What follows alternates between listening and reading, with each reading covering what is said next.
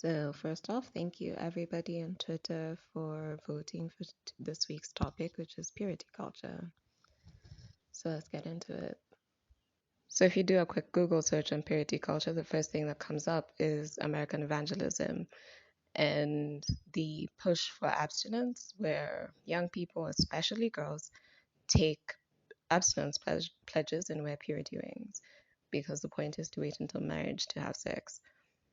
If you dig a little bit deeper, England comes up, and in the 1800s, when there was a big move in an attempt to eradicate or stop sex work.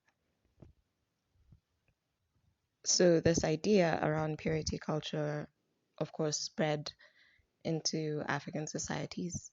And my perspective of my perspective is of a Kenyan society, but I'm sure plenty of Africans can relate to this. So, what happens in a society when this is a view held, especially towards femme bodies? Therefore, the ideal is virgin until married and one sexual partner for life. Anything that falls outside of this makes you quote unquote impure and is also your own fault. And that fault is largely placed only on women. Now, it seems like something trivial to just be shamed for sex, but it goes a little bit deeper. A lot of people fall outside purity culture's ideal, but the people who get the most social hate for falling outside of those bounds are sex workers, single mothers, and uh, women or femmes who are open about their sexuality or are deemed to be promiscuous about their sexuality. So this leaves them vulnerable to a lot of shaming, a lot of shunning. And aside from the psychological effects of that, society obviously informs policy and law.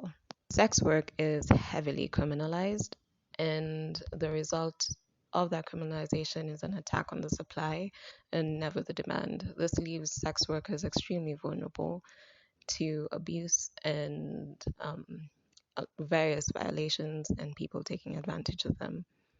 And whenever something horrible happens to a sex worker, the reaction is never seeking justice or protection for them from society, but a reaction of they get what they deserve because of the profession that they are. And that is directly tied to purity culture.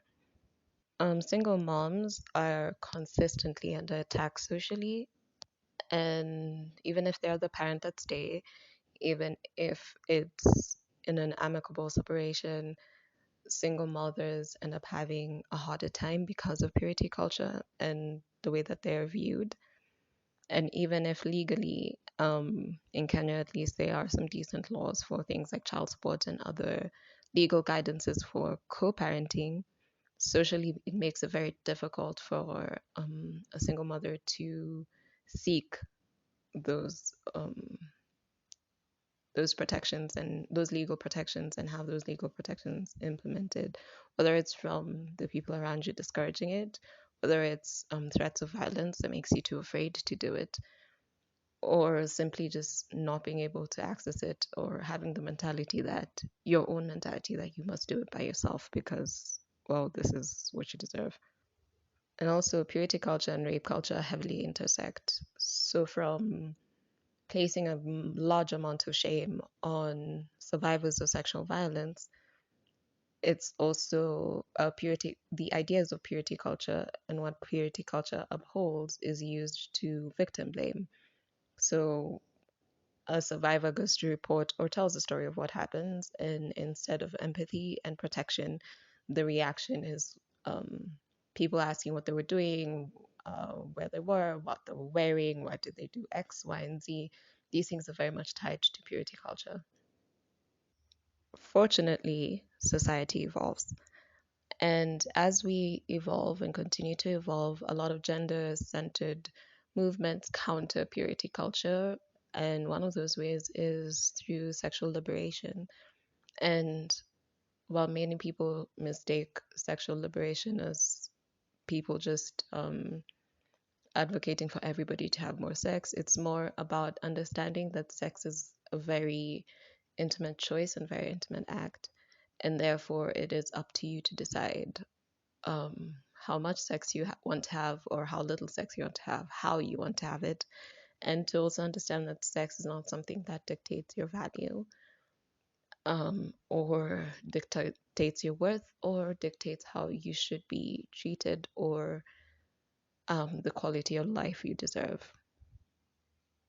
So if you take anything away from this week's video voice note, is you are not olive oil, and your value should not be dictated by your virginity.